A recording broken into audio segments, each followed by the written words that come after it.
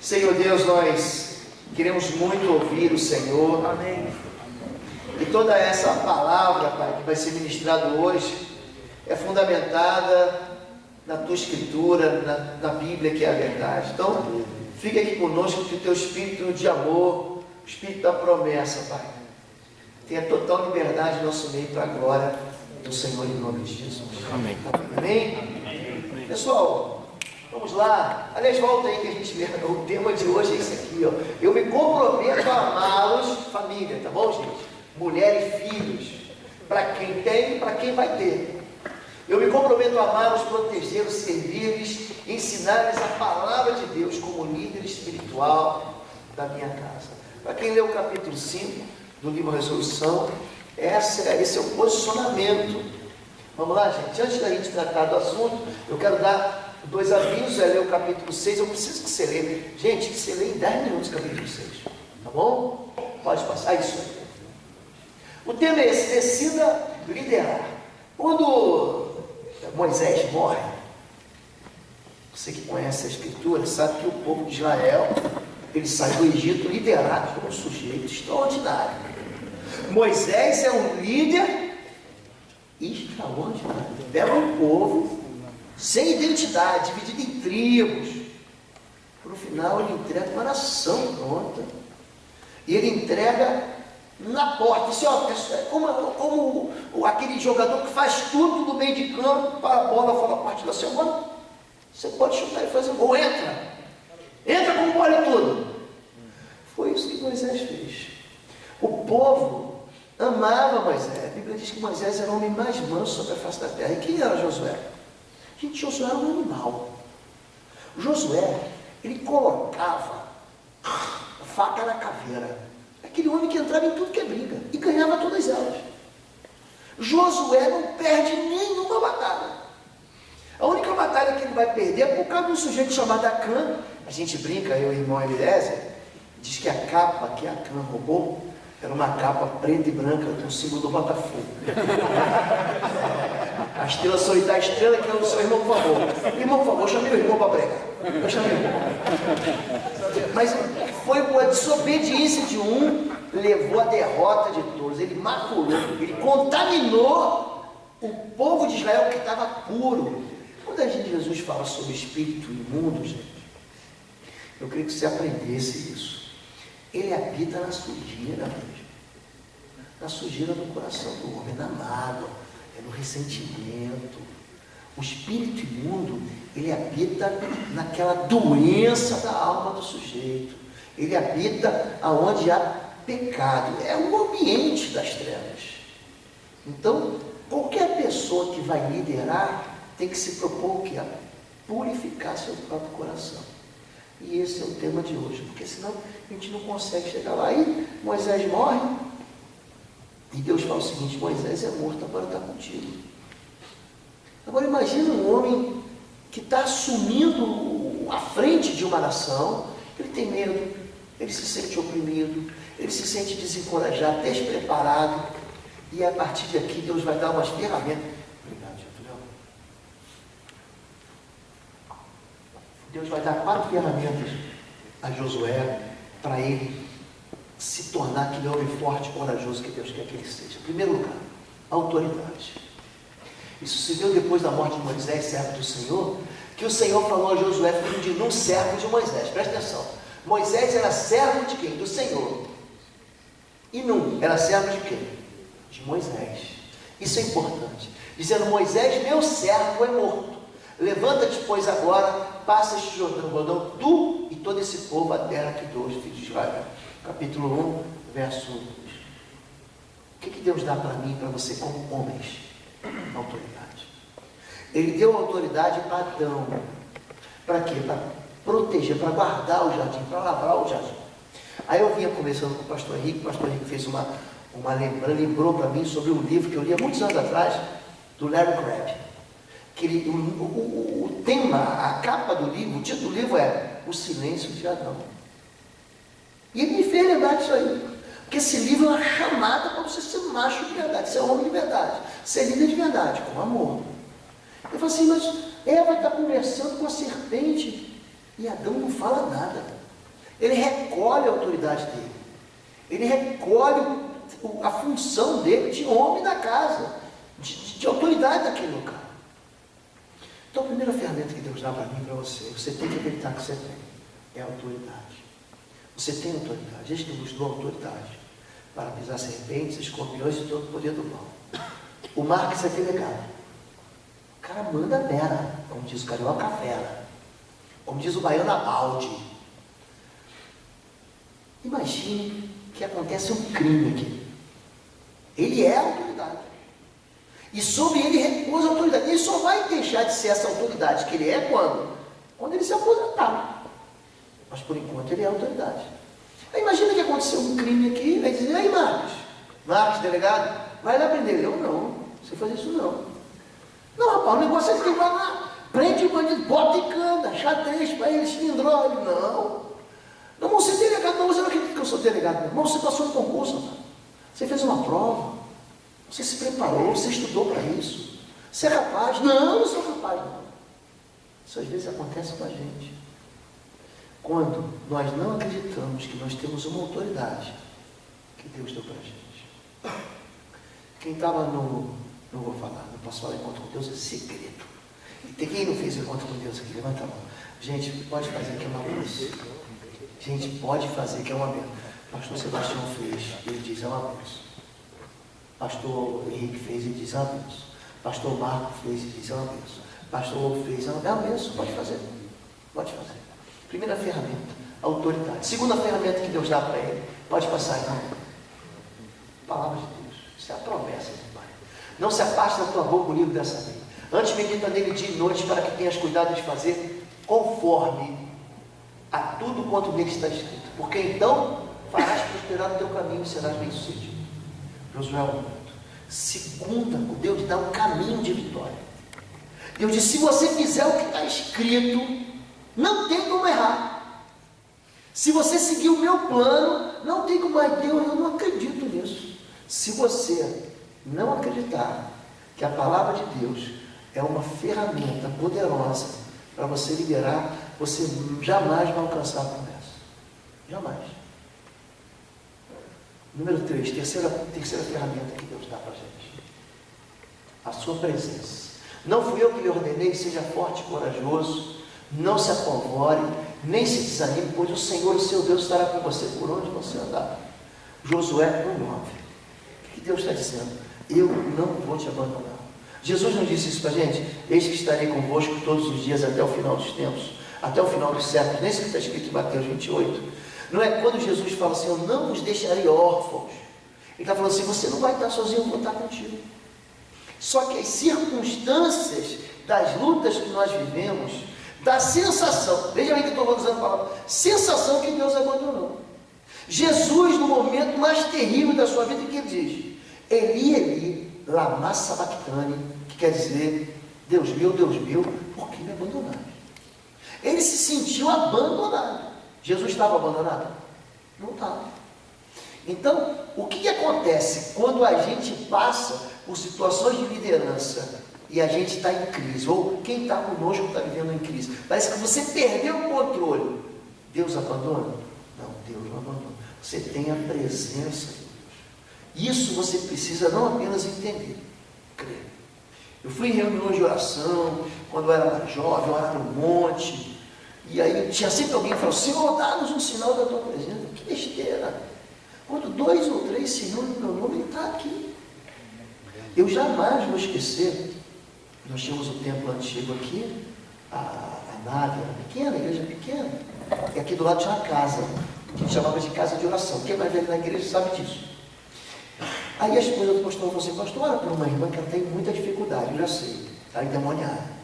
E aí ligou para lá, e manifestou um demônio lá, mas que demônio xarope, chato, não sai numa hora, e saia um, vinha outro, saia um, vinha outro, saia um, vinha outro. Aí chegou uma hora e falou assim, eu quero te matar, eu vou te matar, me chamou pelo nome. Eu falei, por que você não me mata?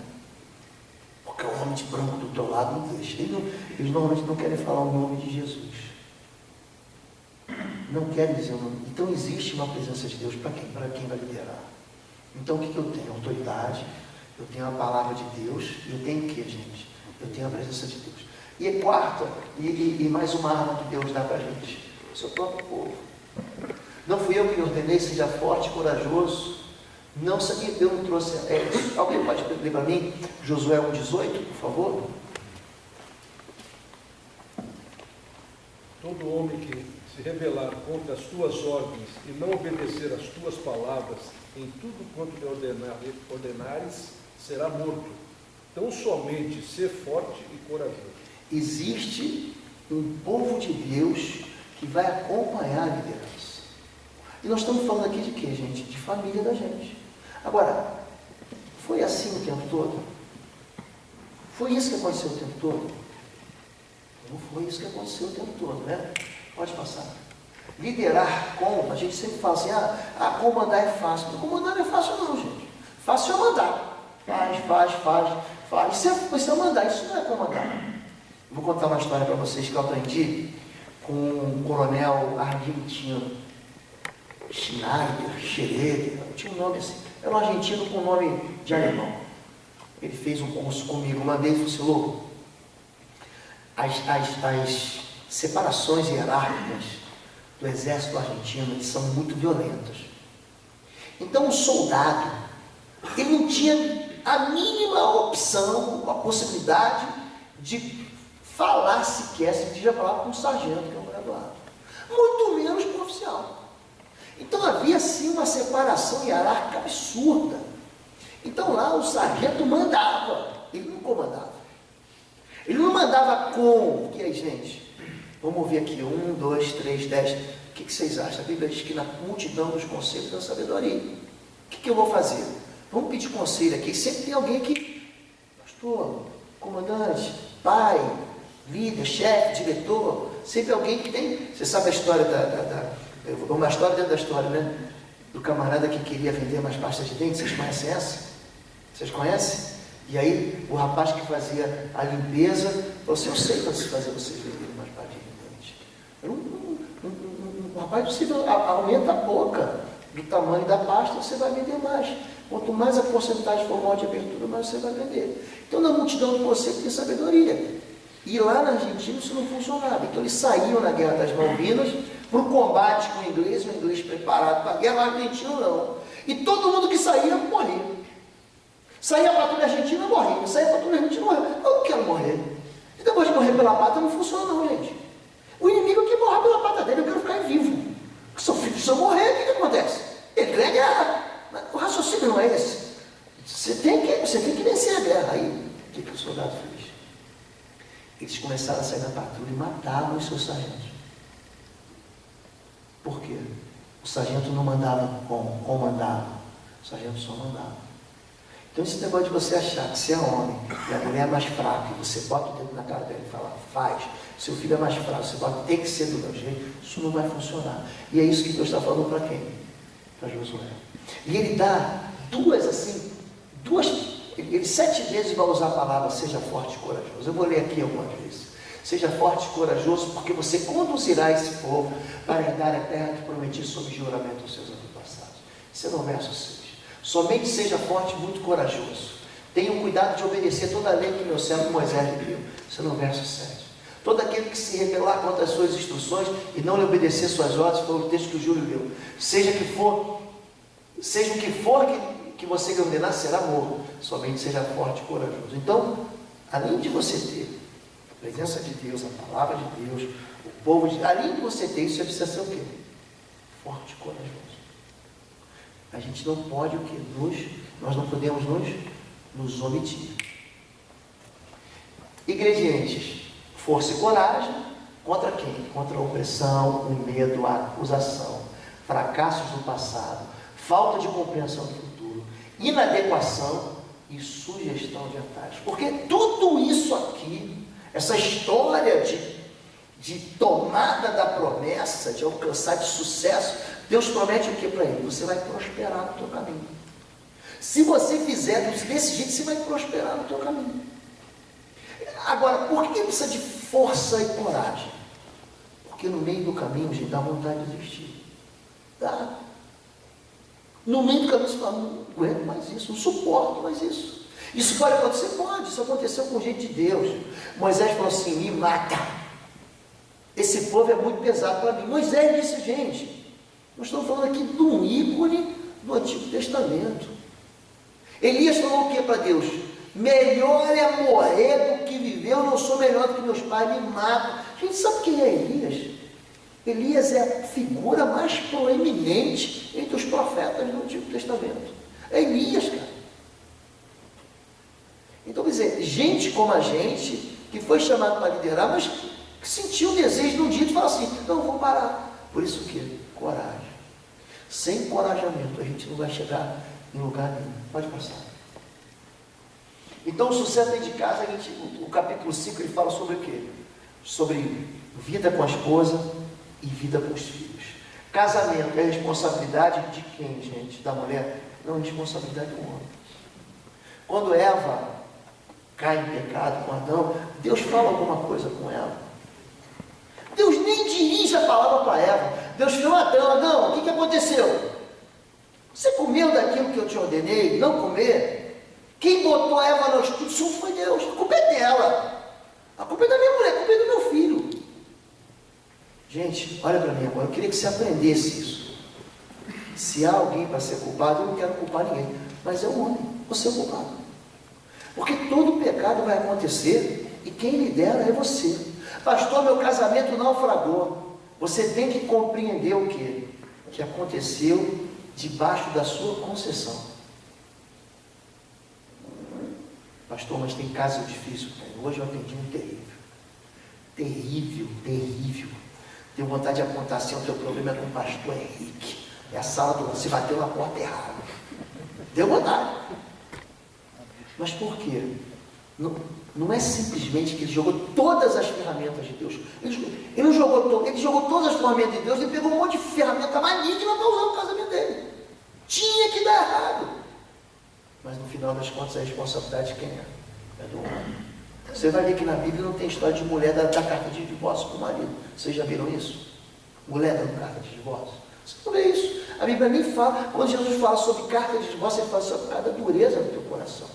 Porque não foi assim desde o princípio.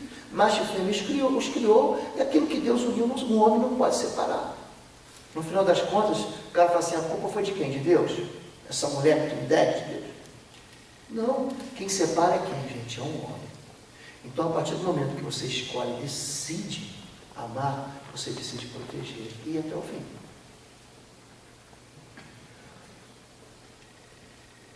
Volta, por favor, quero ver um negócio ali embaixo. Por favor. Isso.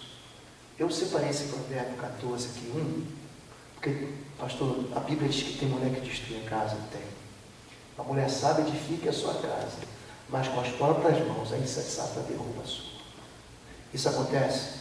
Acontece. Mas a liderança sempre está na mão de quem? Do homem. Agora sim, mais passar. Casamento sem liderança masculina exige uma mulher que preencha essa posição. Se você deixar alguma área da sua vida, da liderança da sua casa, sem comando, a sua mulher vai comandar. Agora escuta o que eu vou falar. E ela vai fazer bobagem. Ela vai ficar cansada e vai fazer bobagem. Por quê? Porque Deus não chamou ela para isso. O papel da mulher é tão importante quanto o teu. Nem maior, nem menor. Mas se você deixar de liderar qualquer área, no final das contas, a tua mulher vai tomar. E tem homem que vai se ficando passivo, vai se omitindo. Quando vê a mulher, tomou conta de tudo, ele já não consegue fazer mais nada. Nada. Ele não manda mais em nada. Manda não, não lidera mais em nada. Eu vou corrigir aqui as minhas palavras. Liderança meia-meia é uma face que cria duas cabeças. O mesmo povo. Papai mandou, mas mamãe mandou para o outro lado. Não, vamos criar junto, sim. Mas a decisão é só do líder. A igreja tinha um problema sério com relação aos gentios que estavam se convertendo. Os gentios se convertiam. Aí o que aconteceu? Como é que nós vamos tratar os gentios? Nós estamos vindo de uma cultura o quê? Hebraica, judaica, cheia de lei, cheia de regra cerimonial. Chama esse povo que está aqui pregando para os gentios. Aí vem Paulo, vem Barnabé, aí Pedro aparece, está todo mundo discutindo, aí Barnabé dá eu acho que é assim, sabe? Aí Pedro levanta e fala, e Paulo também diz. Aí no final, quando todo mundo falou, aí diz assim, Atos 21, portanto, levantando-se Tiago, líder, portanto eu decido. E está decidido. Os crentes vão se abster de comer carne, do sangue da carne, de cozinhar o cabrito do leite da mãe. Eu até hoje não entendo isso, talvez o pastor Henrique nos ensine isso mais tarde, entendeu? Acho que tem cabimento, mas no final quem decide é um. Mas você mandou virar à direita, mulher, mas quem decidiu foi você. A mulher influencia. A decisão é de quem, gente? Levanta a mão assim. Levanta a mão. Diz assim, é minha decisão. Você está entendendo? Não culpe a sua mulher, porque ela mandou você virar à direita, à esquerda, e você virou, porque a decisão não é sua, ela pode só te influenciar. Mas no final, quem responde é você. Amém? Até aqui? Não é mole ser pai, não é mole ser marido, não, gente. Você tem irmão que eu estou vendo aqui no caso. Liderar não é dominar, menosprezar, ignorar, abusar, não fala assim, não querer. O líder serve, protege e deve se sacrificar. Pode passar. Homem servo. Marcos 10, 42 a 45. Jesus chamou e disse, vocês sabem que aqueles que são considerados governantes das nações, as dominam. E as pessoas importantes exercem poder sobre elas. Não será assim entre vocês. Pelo contrário, quem quiser tornar-se importante entre vocês, deverá ser servo. E quem quiser ser o primeiro, deverá ser escravo de todos. Pois nem mesmo o Filho do Homem veio para ser servido, mas para servir e dar a sua vida em resgate por muitos. Marcos 10, 42 e 45. Então, qual é o modelo de homem que a gente segue? O modelo de homem que a gente segue é Jesus, gente. Ele é o modelo. Qualquer outra expressão de identidade masculina que fuja daquilo que Jesus foi, gente, traz algum tipo de trauma, sequela, desvio, ruptura, divisão dentro de casa. Então a gente foi chamado para quê? Servir, proteger e se sacrificar. Ainda, meu mandamento é esse: ame-se uns aos outros como eu vos amei. Ninguém tem maior amor do que aquele que dá a sua vida pelos seus amigos. João 15, 12 e 13. Sacrifício. Do mesmo modo, vocês, maridos, sejam sábios no convívio com suas mulheres. Tem uma versão que diz assim, ó, trate ela com entendimento.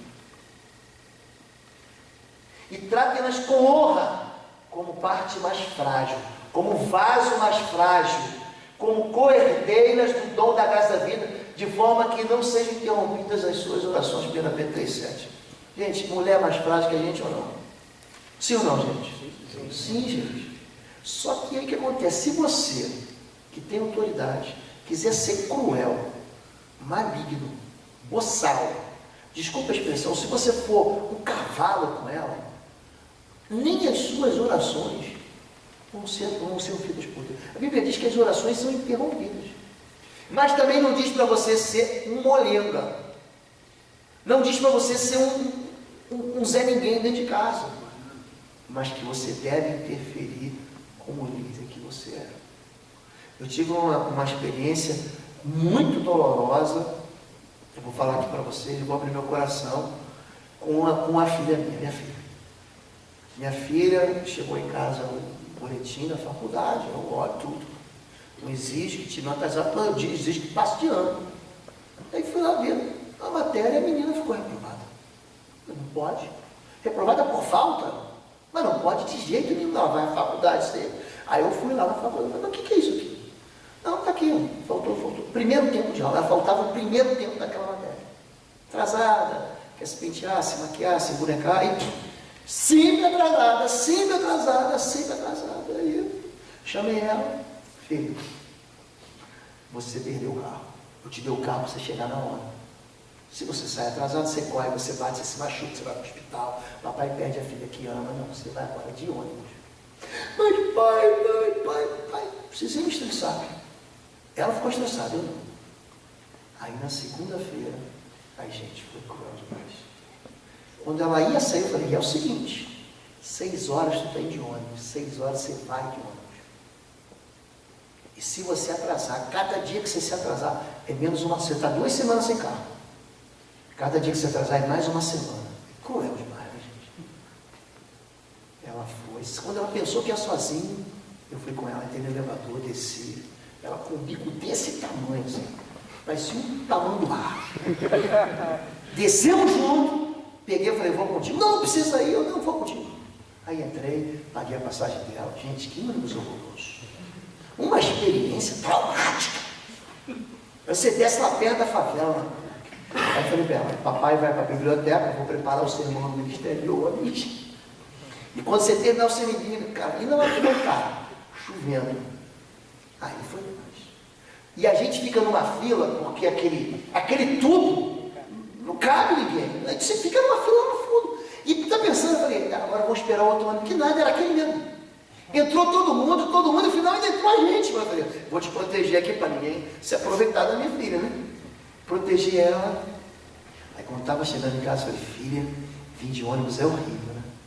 Sim, é, pai. Aí ela viu que eu já tinha feito, é horrível. Você vai me devolver o carro ou não?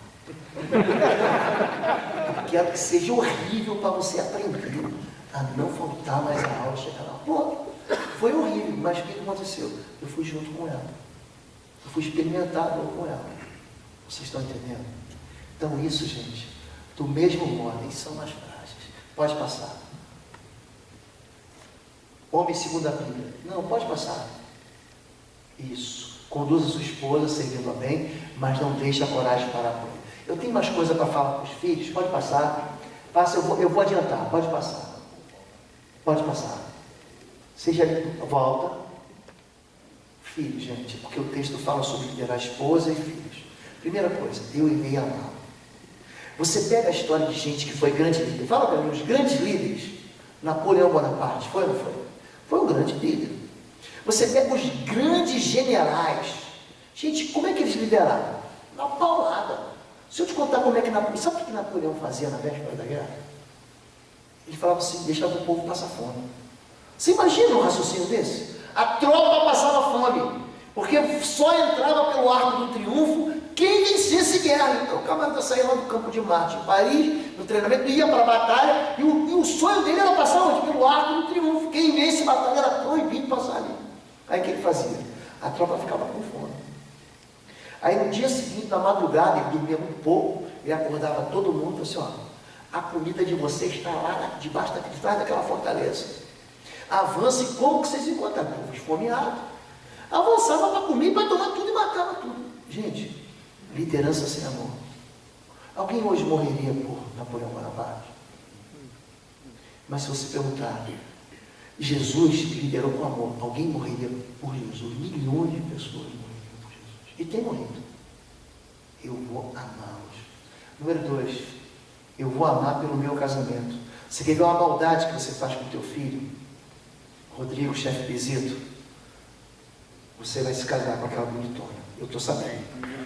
Eu estou sabendo. Estou sabendo, eu já estou sabendo. O pastor está sabendo. Pastor não é pouco, não. O maior crime que você pode fazer para o teu filho é o quê? É ter um casamento desestabilizado. Então, se o teu filho vê que você tem um casamento estável, isso vai produzir no coração dele um sentimento de que eu sou amado. Número 3, gente. Ame-os pelas palavras de afirmação. Cuidado com aquilo que você fala do teu filho. Ou para o teu filho. Cuidado com isso. Você imprime uma marca de derrotado nele. Eu atendi uma senhora que ela falava assim, uma moça, ela concluiu agora no doutorado. Mas ela faz tudo isso, não é porque ela quer fazer, não. É porque o pai dela lá atrás falou o seguinte, você vai ser caixa de supermercado. A moça fala alemão, espanhol, francês, mas fala, né? Não é esse, não é pastor Lobo arranhando o inglês dele, não, irmão. Fala mesmo, ele fala fluentemente. Tudo por quê? Por causa de uma palavra. E aí você está assim, e sua vida afetiva? Não casei, sou sozinha, sou solitária, por causa de uma palavra que o pai deu para ela. Ela resolveu vencer aquela palavra, fazendo o quê? Se esforçando para ser alguém e não conquistou nada. Palavra de afirmação. E o último, gente, amar com o tempo. Eu estou fazendo aqui 3 perguntas, pode passar. Quais atributos você ainda precisa do toque de Deus para amadurecer? Que áreas tem deixado de liderar minha família ou ignorado as nossas responsabilidades? Qual foi a última conversa séria que teve a respeito de ser homem com meus filhos? Senhor Jesus, nós queremos te agradecer por esse tempo de aprendizado que o Teu Espírito Santo nos dá.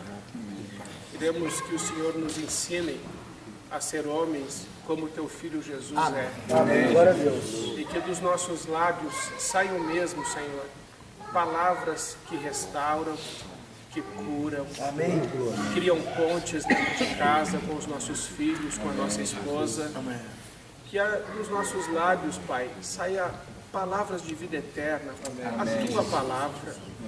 E que o Senhor nos conceda olhar com o Teu olhar, nos conceda sorrir do Teu jeito e abraçar do Teu jeito.